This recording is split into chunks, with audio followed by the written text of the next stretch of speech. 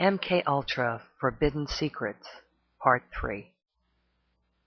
Project MKUltra was first brought into wide public attention in 1975 by the U.S. Congress through investigations by the Church Committee and the Presidential Commission known as the Rockefeller Commission.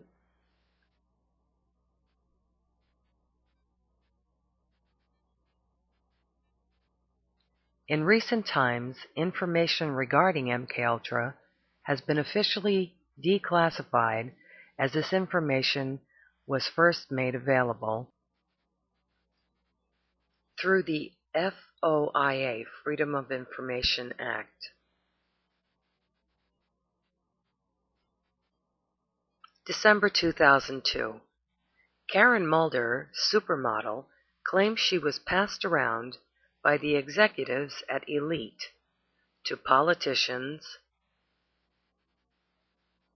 media figures, officials, and other elite. She soon gave up modeling and ended up in a psychiatric hospital. Gerald Marie, head of Elite Paris, and one of the men Karen accused of abusing her, paid for her treatment.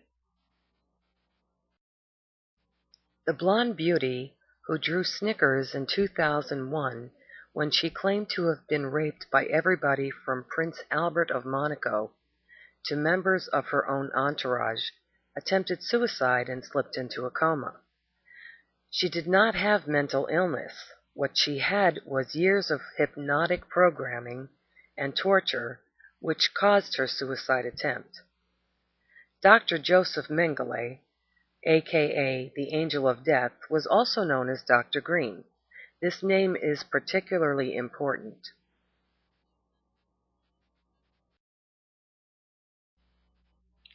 I'm sure you might recognize these two figures, if not at least one. The Fuhrer and Prescott Bush of Brown Brothers Harriman, BBH. The Bush family asset accumulation began here. Next is a picture of China Lake. And here's the photograph. China Lake Naval Air Force Weapons Station was the primary MKUltra programming facility, all under the government's nose. Another victim's story of MKUltra programming. Linda McDonald was the mother of 5 children under the age of 5. She began showing symptoms of depression.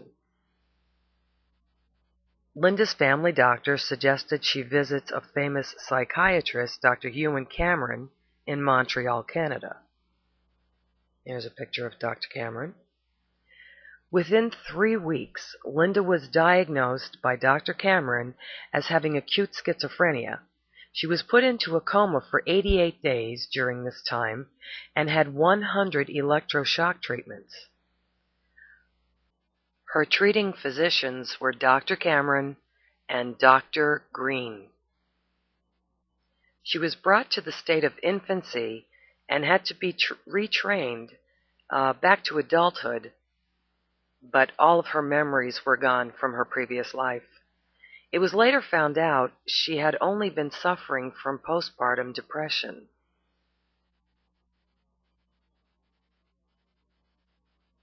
Dr. Cameron worked at the newly created Allen Memorial Institute, funded under the Rockefeller Foundation. Dr. Cameron was employed by the OSS, then the CIA, under the guise of working under the Rockefeller Foundation.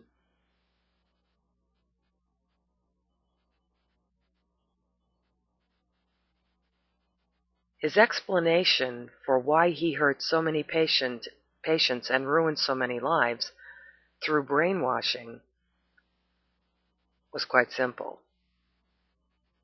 He was carrying out orders given to him by the CIA. Which of course explains exactly who he was working for.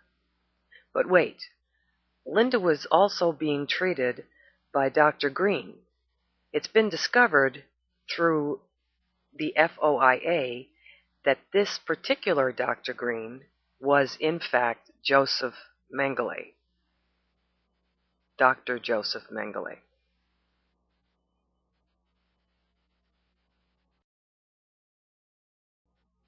Looks like a nice guy there, huh?